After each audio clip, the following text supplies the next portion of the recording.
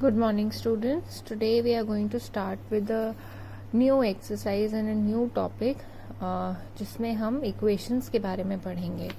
Now equations दो type की होती है. एक होती है algebraic expressions और दूसरी होती है numerical equations.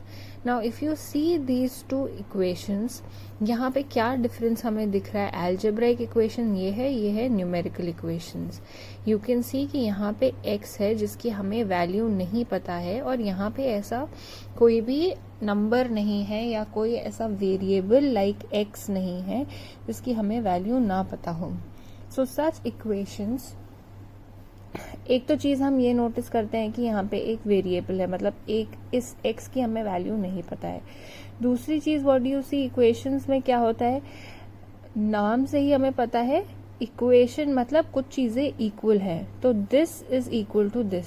So these are the two things in algebraic equation. यहाँ पे वेरिएबल्स होते हैं एक या फिर एक से ज़्यादा, एंड दो चीज़ें इक्वल होती है. यहाँ पे ये statement is equal to this one. Now in your sums हम क्या करेंगे, we will find out the solution of equation.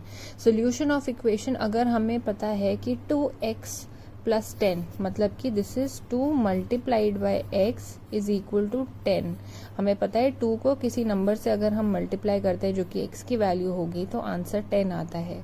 अब ये x की हमें वैल्यू फाइंड आउट करने के लिए, वेरिएबल को रिमूव करने के लिए, एक तरीका ये है कि हम x की वैल्यू 1 डालें, जैसे 2 इंटू 1. 2 इंटू 1 क्या होता है 2, सो दैट मीन्स x की वैल्यू यहाँ 10 नहीं है. अगेन हम x अगर 2 लें तो 2 into 2 that is 4. That means कि वो वापस 10 नहीं आया एंड x की वैल्यू इज नॉट 2. सिमिलरली 3 का करते हैं तो 6 आता है which is not equal to 10. 4 का करते हैं तो 8 आता है which is not equal to 10. अगर हम 2 इंटू 5 करेंगे तो that will be equal to 10. That means x की वैल्यू यहाँ पे 5 सही बैठ रही है. Now this was a simpler question जहाँ पे आप वैसे भी याद करोगे टेबल्स तो 2 5 10 होता है and you can put it. But there will be questions जो कि थोड़े ज़्यादा डिफिकल्ट हों और आप इमिडिएटली ऐसे नहीं वैल्यूज़ फाइंड आउट कर सकते हो मेंटली उसको याद करके. So there are different ways of solving equations जो कि हम अभी इस एक्सरसाइज में करेंगे.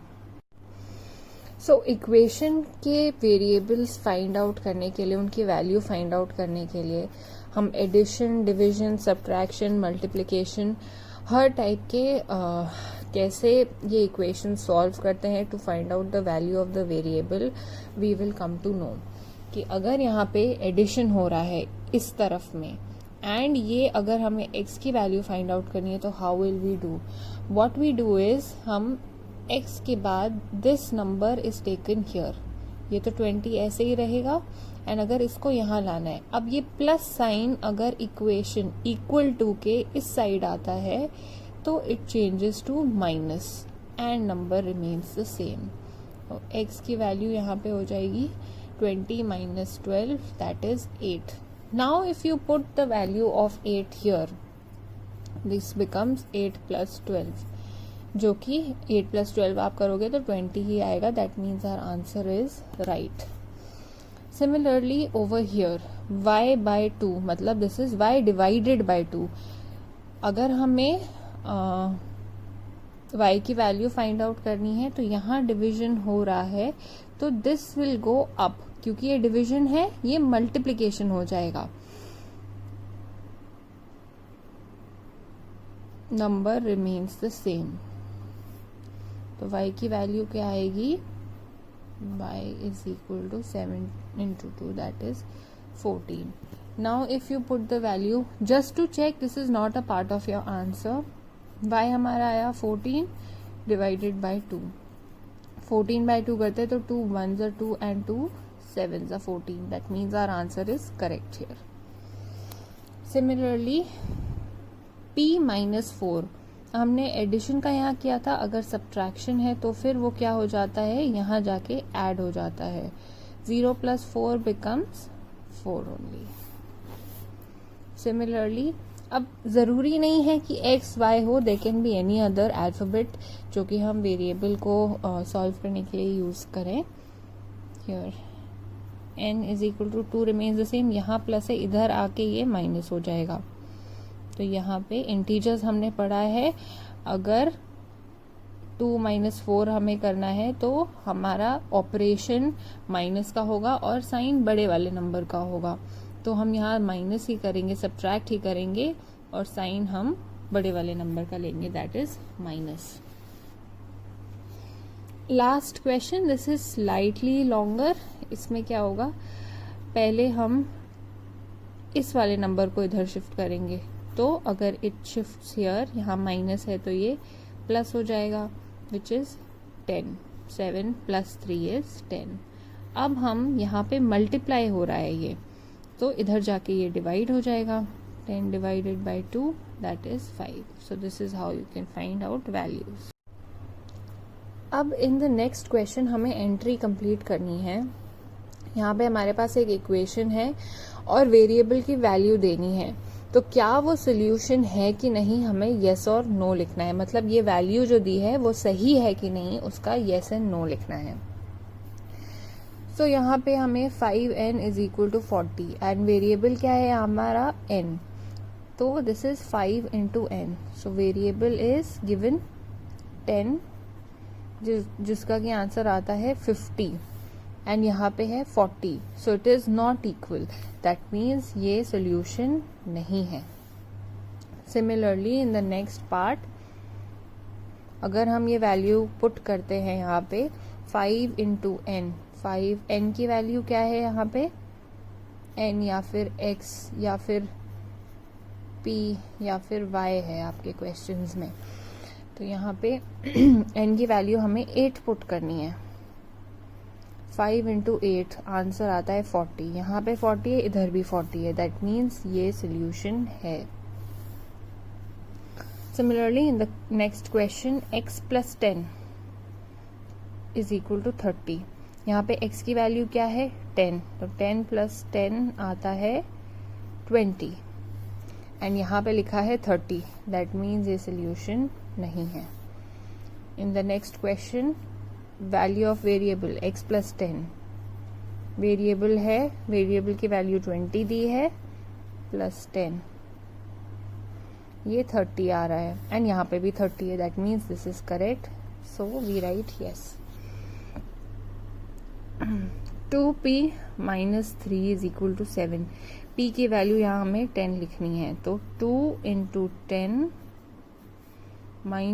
- 3 का क्या आंसर आएगा, 20 - 3 दैट इज 17. यहाँ पे लिखा है 7, that means this is wrong and we write no.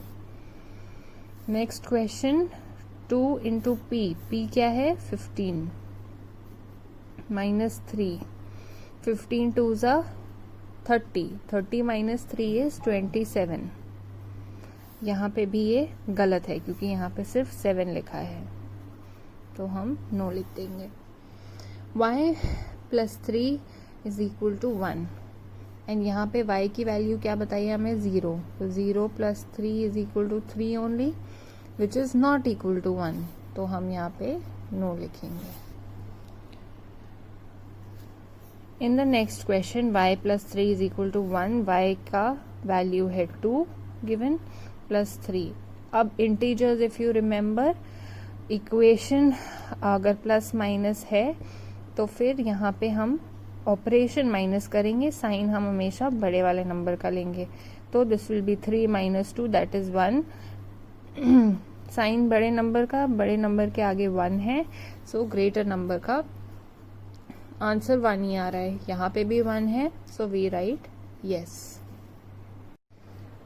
In the next question आपके 2 पार्ट्स हैं. हमें 2 इक्वेशंस में वेरिएबल की वैल्यू से हमें चेक करना है and this is like a table in your textbook, but मैंने इसको थोड़ा सा चेंज किया so we can write it.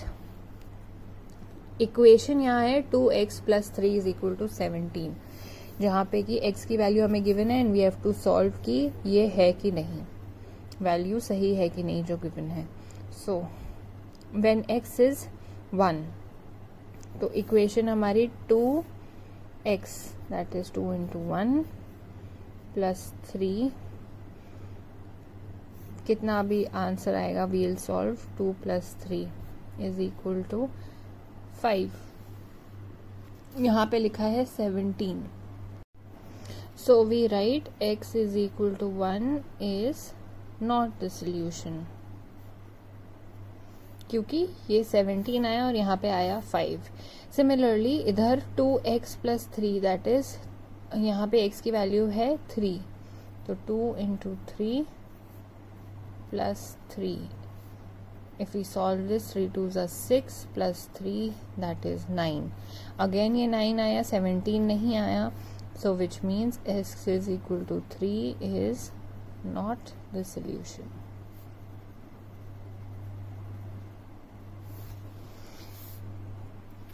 In the next one, यहाँ space थोड़ी सी कम है, you leave some more. अगर हमें यही वैल्यूज पुट करनी है 2x plus 3 में, तो 2 into 5 plus 3, तो the answer comes as 10. 5 2s are 10 होता है, plus 3 is 13. That means x is equal to 5 is not the solution. यहाँ पे भी similarly we'll put the values of x. So this is 2 into 7 plus 3. This becomes 14 plus 3 which is equal to 17. That means ये 17 है, यहाँ भी 17 लिखा है, तो मतलब this is the answer जो हमें find करना है. So we write x is equal to 7 is the solution for this equation. Now in the next question, next part is similar only, लेकिन यहाँ पे है 25 minus 3x. हमें चेक करना है जब x की वैल्यू होगी 4, तो 25 minus 3 into 4, ये हम पहले सॉल्व करेंगे. ये कितना आंसर आता है? This is 25 minus 12. The answer gives us 3 and 1, that is 13. That means यहाँ 13 आया, यहाँ पे 4 लिखा है, तो x is equal to 4 is not the solution for this equation. Next है x में जब हम 9 पुट करते हैं वैल्यू, तो 25 minus 3 into 9 कितना आता है? This is 25 minus 27. If you remember integers, this will be 2 and sign बड़े नंबर का लेंगे तो माइनस. यहाँ -2 आ रहा है, इधर 4 चाहिए हमें. That means x is equal to 9 is not the solution. Next में वैल्यू है 6 की, so we'll put it in the equation. 25 minus 3 into 6 कितना आता है? 25 minus 18. 25 minus 18 comes as 7, और यहाँ पे है 4. तो again we can say that x is equal to 6 is not the solution. Lastly we have x is equal to 7. यहाँ पे हम 7 की वैल्यू पुट करेंगे. 25 minus 3 into 7 कितना आता है? This is 25 minus 21. Answer comes as 4. यहाँ पे भी 4 है, तो फाइनली वी हैव फाउंड एक x की वैल्यू जो कि ये इक्वेशन के लिए करेक्ट सोल्यूशन है. तो x plus 7 is the solution for the equation. So students, with this we have finished our exercise. If there is any doubt, please ask me. Thank you.